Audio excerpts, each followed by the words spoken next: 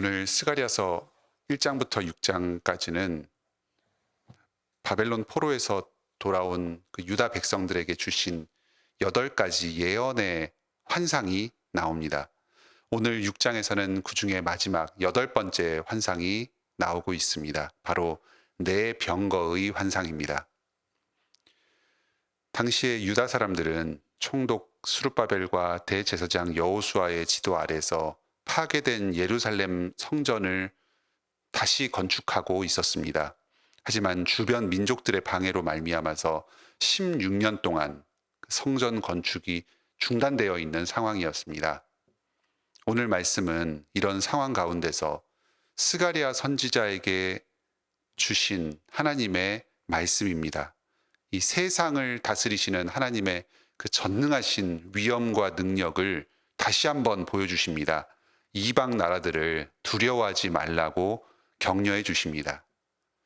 또 지금 이 예루살렘 유다 백성들이 당면한 여러 현실적인 어려움들, 식량의 어려움, 또 재정의 부족함, 또 주변 사람들이 공격함으로 인해서 성전 건축이 좌절된 이런 환경의 어려움, 이런 등등의 모든 문제들을 장차 해결해 주시고 성전 건축과 또 예루살렘의 번영을 위해서 필요한 모든 것들을 하나님께서 공급해 주실 것을 신뢰하고 소망하도록 말씀해 주십니다.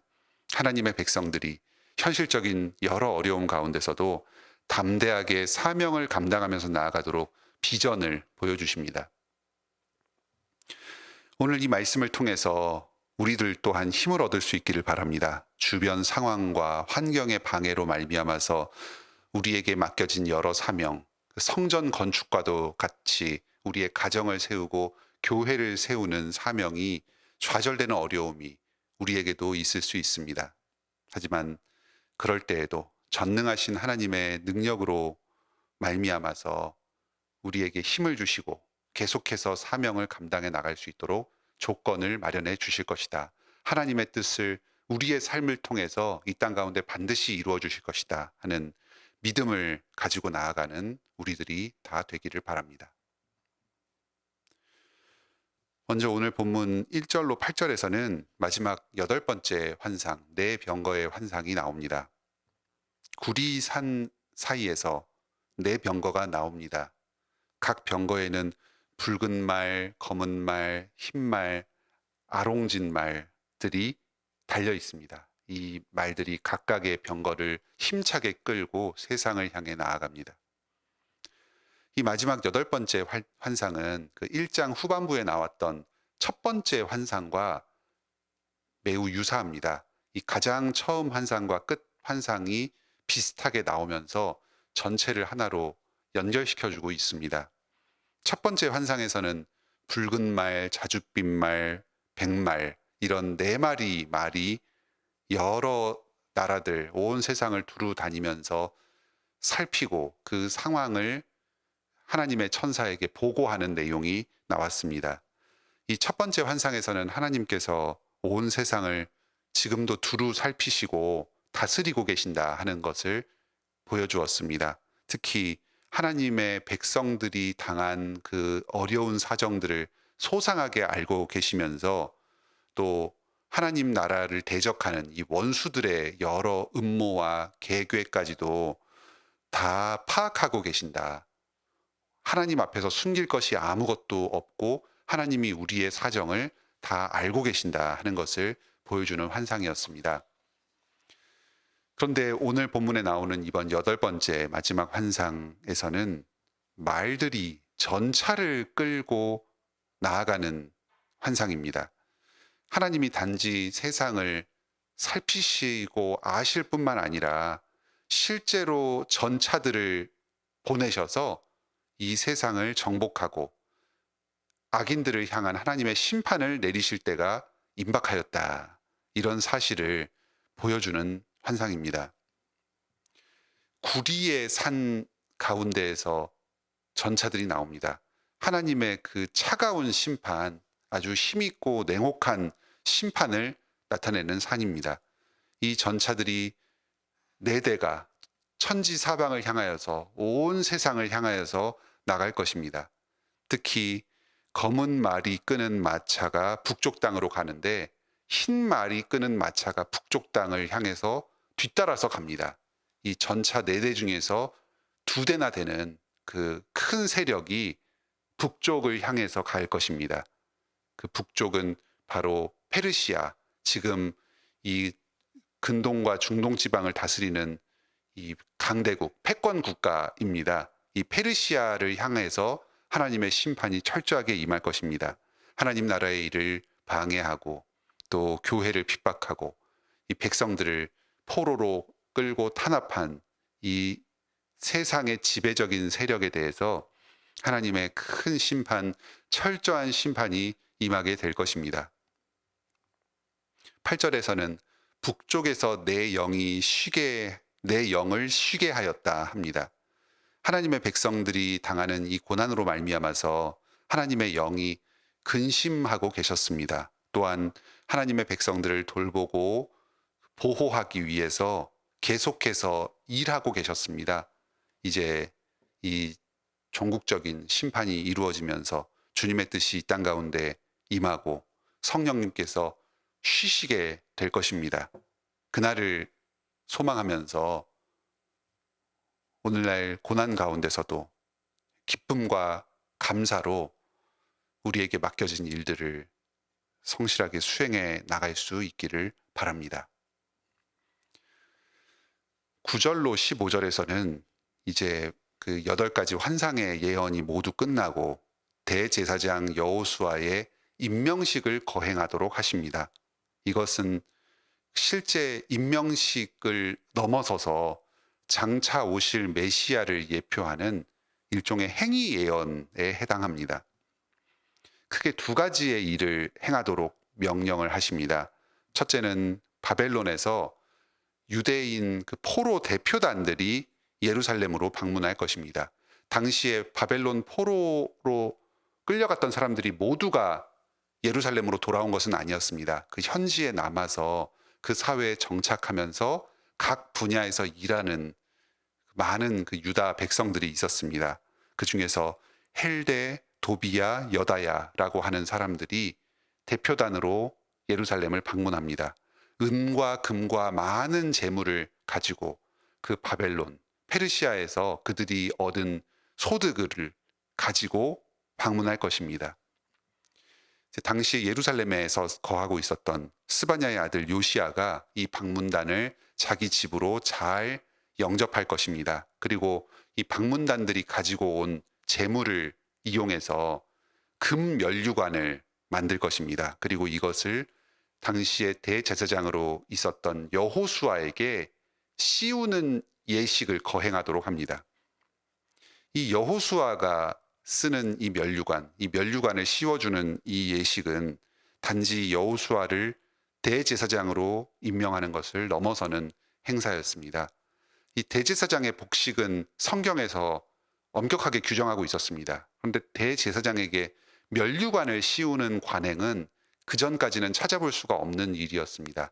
이것은 당시 세상에서 왕에게 행하는 예식입니다. 그런데 여호수아는 제사장인데 이 제사장인 여호수아에게 왕이 쓰는 금관, 면류관을 씌워주도록 한 것입니다. 장차 오실 메시아를 소망하는 예언입니다. 지금 이 예언은 예루살렘의 지도자인 제사장 여호수아나 또 총독인 스룹바벨을 위한 예언은 아니었습니다. 당시에는 제사장과 왕의 직책이 엄격하게 분리가 되어 있었습니다. 그리고 이미 성전은 이들의 손에 의해서 건축될 것입니다. 그런데 장차 한 싹이 나서 성전을 건축할 것이다. 성전을 세울 것이다. 이렇게 지금 예언을 하고 있습니다. 지금 현재 있는 직분자 스룹바벨이나 여호수아, 그리고 지금 현재 세워질 성전을 의미하는 예언이 아닙니다. 장차 미래에 새롭게 오실 메시아, 그리고 그 메시아가 건설할 새로운 성전을 지금 예언하고 있는 것입니다. 12절, 13절의 말씀 9절에서 이 점이 잘 설명되고 있습니다. 장차 싹이라고 이름하는 분이 오실 것입니다. 이 새싹과 같이 돋아나는 싹은 가지라고도 번역할 수 있는 말입니다. 그 나무의 나뭇가지라고 번역할 수도 있는 말입니다. 예레미야 23장 5절에서는 이것을 가지라고 이야기했습니다. 다윗에게 한 의로운 가지를 일으킬 것이다. 다윗의 가문에서 한 가지가 뻗어 나와서 이 가지가 장차 왕이 되어서 온 예루살렘을 다스리고 하나님께 예배드릴 것이다. 바로 그 메시아입니다. 이 장차 오실 다윗의 자손 이 메시아에게는 큰 특징이 한 가지가 있었습니다. 13절에 보면 그분은 여호와의 전을 새롭게 건축하고 자리에 앉아서 다스릴 것이라고 합니다. 바로 다윗이나 솔로몬이 했던 그 성전을 건축하고 나라를 통치하는 왕으로서의 사명을 감당할 것입니다. 그런데 그분께서는 동시에 제사장으로서 하나님을 예배하는 일도 같이 할 것이라고 합니다. 오늘 본문 13절에 보면 여기서는 마치 왕이 따로 있고 또 그 왕과 구별되는 제사장이 따로 있는 것처럼 설명이 되어 있습니다. 그런데 많은 번역은 이런 한글 번역과 같이 취하지 않고 그가 여호와의 전을 건축하고 다스릴 것이고 또 그가 제사장이 될 것이다. 제사장으로서 자기 자리에 있을 것이다. 이런 식으로 그 한 분이 왕이면서 동시에 제사장으로 그 있으리라는 식으로 번역을 합니다. 그 비동사를 번역하는데 제사장이 있다 또는 그가 제사장이다. 이렇게 두 가지로 번역될 수 있는 그런 이유 때문입니다. 이 둘 사이에 평화의 의논이 있을 것입니다. 그분은 왕이며 동시에 제사장으로서 이전까지 이스라엘에는 없는 기름 부음 받은 자로 오실 것입니다. 왕과 제사장의 그 두 가지 일을 완벽하게 하나로 연결시켜서 아주 평화롭게 하나님의 통치를 행하실 것입니다. 이 예언이 끝난 뒤에 행하는 두 번째 또 행위가 있습니다. 바로 스바냐의 아들 요시야의 집에 그 근면류관을 보관해 놓는 것입니다. 14절에 보면 헬렘과 도비야와 여다야를 기념하기 위해서 또한 스바냐의 아들 헨을 기념하기 위해서 면류관을 그 헨의 집에 보관해 놓을 것이다 합니다. 여호수아에게 한번 씌워줬던 그 면류관을 제사장 여호수아가 계속 가지고 가는 게 아니라 그 헨이라는 사람의 집에 놓는 것입니다. 이 헨은 사절단들을 영접한 그 예루살렘의 그 고위 관리였습니다. 여기 10절에서는 스바냐의 아들 요시야라고 이야기를 하고 있습니다. 그런데 그 똑같은 사람을 14절에서는 스바냐의 아들 헨이다 이렇게 이야기를 합니다. 헨은 은혜라는 뜻의 말입니다. 그러니까 그 사람이 참 은혜를 베풀었으니까 그 사람이 베푼 그 은혜를 기념하기 위해서 헨이라고 이렇게 이름을 불러주는 것입니다. 이 스바냐의 아들 요시야 또는 헨은 바로 장차 그 온 모든 먼 데에서 하나님께로 나아올 이 사절들을 영접할 장차 그 메시아를 모실 그 메시아의 나라의 백성들, 바로 오늘날의 교회를 의미하는 말입니다. 이 교회 가운데로 하나님께로 이 모든 먼 데에 있는 사람들이 예물을 들고 귀한 재물들을 가지고 나오게 될 것입니다. 이 교회에 좀 하나님께 바칠 예물들이 모여들게 될 것입니다. 그리고 우리들은 이 스바냐의 아들 요시야처럼 헨처럼 그들을 잘 영접하는 일을 할 것입니다. 하나님의 그 왕의 영광이 면류관이 그 교회 가운데 계속해서 머무르게 될 것입니다. 하나님의 나라와 통치가 이 교회에서 세상을 향해서 이루어지게 될 것입니다. 지금 이 스가랴서에서는 성전을 건축하고자 하는 이 이스라엘 백성들에게, 유다 백성들에게 장차 완전한 성전이 이루어지고 또 온전하게 왕이며 동시에 제사장으로서 온 세상을 다스리실 메시아의 존재를 예언하고 있습니다. 이 예언은 예수 그리스도의 오심으로 말미암아서 오늘날의 교회의 건설로 말미암아서 이루어졌고 지금도 이루어져 가고 있습니다. 예수님께서 완전한 왕이시자 또 완전한 대제사장으로서 오늘날 우리를 다스리시며 하나님께 예배드리도록 인도하고 계십니다. 이 교회로 온 민족 가운데서 하나님을 믿는 사람들이 나아오고 있습니다. 우리는 그 사람들을 환대하면서 그 사람들과 같이 하나님을 예배하고 또 온 세상을 다스리는 일에 힘쓰고 있습니다. 장차 우리 주님께서 다시 오실 것입니다.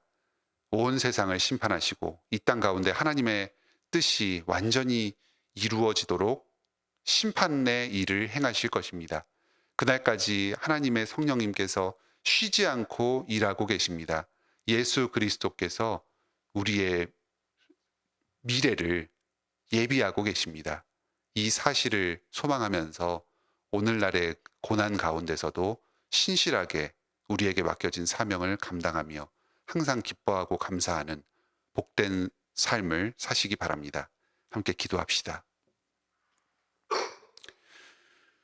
하늘에 계신 우리 아버지, 스가랴서 말씀을 통해서 오늘날 이 고난 가운데서 주어진 일들을 감당하는데 분투하는 우리 모든 성도들을 위로하고 격려해 주시니 감사드립니다. 저희에게도 이 당시의 유다 백성들처럼 교회를 세우고 가정을 세우고 이 땅 가운데 하나님의 뜻이 이루어지도록 섬기는 그 과제들이 주어져 있습니다. 많은 장애물과 어려움들이 있습니다. 하지만 그 가운데서도 하나님의 전능하신 능력을 신뢰하면서 힘을 얻어 계속해서 지치지 않고 저희에게 주어진 사명을 감당할 수 있게 인도하여 주시옵소서. 장차 주님의 심판이 이 땅 가운데 임할 것을 소망하며 이 땅의 불의 가운데서도 좌절하지 않고 믿음을 지키며 나아가게 하여 주시옵소서. 또 우리에게 이 참된 메시아, 왕이며 동시에 제사장이신 예수 그리스도를 허락하여 주신 것을 감사드립니다. 또 모든 먼데 있는 사람들, 하나님의 백성들을 불러 모으시며 그들을 통해서 교회를 채우시고 또 이 땅을 가운데 하나님께 영광을 돌리도록 하신 것을 감사드립니다. 저희가 이 교회로 하나님께로 나오는 이 사람들을 환대하게 하여 주시고 그들과 함께 주님을 예배하며 온 세상에 주님의 뜻으로 통치하는 일을 계속해서 감당하게 하여 주시옵소서. 아멘. 우리 주여 어서 다시 오시옵소서. 주님께서 오셔서 이 땅의 모든 불의와 또 하나님을 대적하는 일들을 다 무너뜨리시고 온전한 주님의 나라를 이루어 주시옵소서. 참 저희로서는 감당할 수 없고 용납할 수 없는 일들이 많사오니 주님께서 주님의 뜻을 이 땅 가운데 이루어 주시옵소서. 저희의 하루하루의 삶 가운데 필요한 모든 것들을 공급하여 주시고 특히 믿음을 더하여 주시어서 주님 다시 오시는 그날까지 지치지 않고 쓰러지지 않고 계속해서 신실하게 믿음의 길을 갈 수 있도록 도와주시옵소서. 저희 교회의 그 새로운 언약 백성들, 믿음의 자녀들을 계속해서 허락해 주신 것을 감사드립니다. 우리 지금 그 태아를 임신 중인 여러 그 자매들 있사오니 주님께서 그들에게 함께하여 주셔서 건강 지켜주시고 또 복 내려 주시어서 기쁨으로 그 임신과 출산의 과정을 잘 감당할 수 있도록 인도하여 주시옵소서. 또 그 밖에 여러 현실적인 어려움으로 인해서 고통받고 있는 성도들 주님께서 다 돌아봐 주시고 긍휼을 베풀어 주시옵소서. 예수님의 이름으로 기도드립니다. 아멘. 은혜로운 기도의 시간 되시길 바랍니다.